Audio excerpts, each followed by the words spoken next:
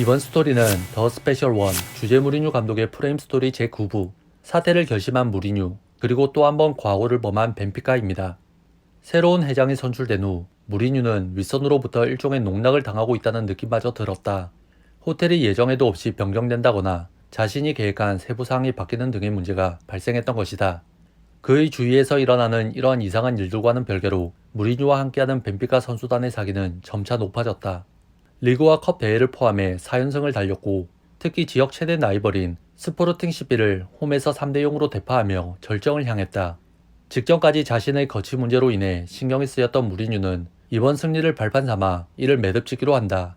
이틀 후 빌라리뉴 회장을 찾아 자신과 코치 모제르의 계약을 연장해 줄 것을 요구했다. 그러나 빌라리뉴는 이 요청을 거절했고 이에 무리뉴는 그 자리에서 자신의 사퇴를 알리며 벤피카와 함께한 77일간의 동행을 스스로 끝맺었다. 너무나도 순식간에 이뤄진 일들이었지만 그렇다고 충동적으로 결정한 사항은 아니었다. 당시 무리뉴는 자신의 사퇴에 대해 구단으로부터 신뢰를 받지 못하고 있음을 느낀 결과라고 밝힌 바 있다. 벤피카에서 시작한 무리뉴의 감독 커리어는 리그 9경기와 유로파 리그 1경기, 컵 대회 1경기를 포함해 총 11경기에서 6승 3무 2패의 기록으로 마무리되었다. 아울러 공석이 된 벤피카의 감독은 예상대로 토니에게 돌아갔다. 그 시즌 벤피카는 6위로 리그 일정을 마쳤는데 그로 인해 1959년 이래 처음으로 유럽 무대에 진출하지 못한 시즌을 보냈다. 대다수의 갈등이 서로의 이해관계가 상중하여 발생하듯이 무리뉴와 빌라리뉴 간의 충돌도 큰 틀에서 이를 벗어나지 않았다. 무리뉴의 경우 다소 합리적이지 않았던 벤피카의 계약 조건을 수락한 데에는 팀을 더 높은 단계로 도약시킬 수 있다는 자신감과 이를 증명할 스스로에 대한 믿음이 있었다. 그 역량으로 선수단은 기존과 다른 투지를 보이기 시작했고 무리뉴의 믿음이 선수들에게 전해지는 시점이었다.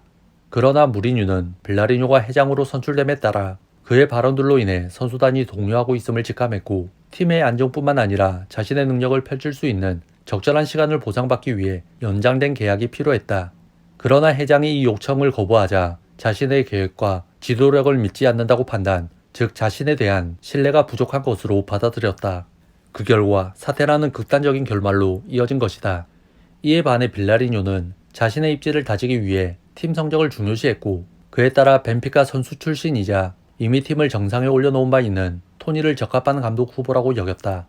다만 일전의 발언들과는 달리 당장 감독을 교체할 생각은 없었는데 이는 무리뉴가 이끄는 그의 팀이 선전을 펼치고 있었기에 굳이 서둘러 교체를 강행할 필요가 없었다.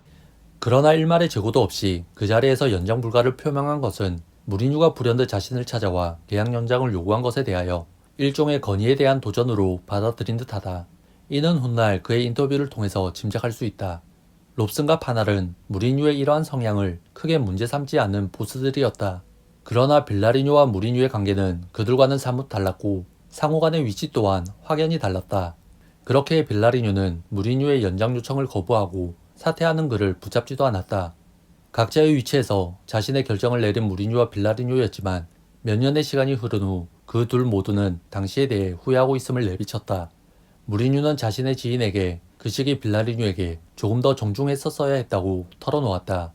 빌라리뉴는 무리뉴보다 당시에 대한 후회가 더 많이 남아 있었는데 이는 훗날 무리뉴가 이룬 눈부신 성과를 인정하지 않을 수 없었기 때문이다. 어쩌면 포르투가 누린 영광이 자신들의 것이 될 수 있었다는 미련이 남았을지도 모른다. 빌라리뉴는 당시를 떠올리며 지금이었다면 무리뉴가 팀을 떠나는 일은 없을 것입니다. 저는 정반대의 일을 할 것이니까요. 그의 계약을 연장할 거예요. 나중에서야 한 사람의 성격과 자존심이 우리가 봉사하는 구단의 이익보다 우선시 될 수 없음을 깨달았습니다. 라고 후회의 말을 남겼다. 빌라리뉴가 처음 겪은 쓰라린 후회와는 달리 구단은 이미 이 같은 고통을 한 차례 경험한 바 있었다. 벤피카는 구단 역사상 감독 계약권과 관련하여 두 번의 가오를 겪었다. 하나는 앞서 언급한 무리뉴의 감독 계약 연장권이고 다른 하나는 약 50년 전의 가오로 거슬러 올라간다. 1959년 헝가리 출신의 베라 구투만이 벤피카의 감독으로 부임했다. 구투만은 자신의 팀을 리그 정상에 올려놓았고 나아가 당시 유럽을 평정 중이던 레알 마드리드의 아성을 무너뜨리기까지 했다. UEFA 챔피언스 리그 정신인 유러피언 컵은 1956년 첫 대항전을 시작했는데 레알 마드리드는 초대 챔피언이자 1960년까지 5년 연속 컵을 제패한 유럽 최강의 클럽이었다. 그러나 1961년 구투만이 이끄는 벤피카가 유러피언 컵을 석고 나며 유럽의 정상에 올라섰고 다음해 결승에서도 레알 마드리드를 물리치며 대회 2연패를 달성한다. 이렇게 벤피카는 유럽 전역에 그들의 명성을 떨쳤는데 그 1등 공신이 구투만이었다.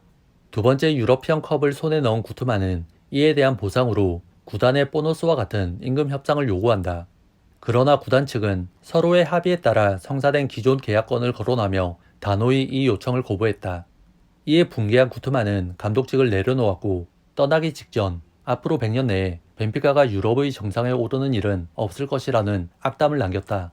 이는 구투만의 저주로 불리며 지금까지도 해자되는데 그도 그럴 것이 그 이후로 벤피카는 유럽의 정상에 단 한 차례도 올라서지 못한다.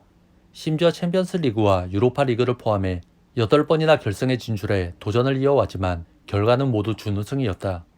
약 40년 동안 저주가 유지되어 온 가운데 어쩌면 이 저주를 끌어낼 수도 있었던 감독인 무리뉴가 벤피카의 감독으로 부임한다. 하지만 그 역시 계약권으로 구단과 결별해 구투만에 이은 또 하나의 가오를 벤피카에 안겼다. 그리고 이후 포르투를 2차례나 유럽의 정상으로 이끌며 벤피카의 그날 선택이 잘못된 결정이었음을 스스로 증명한 무리뉴였다.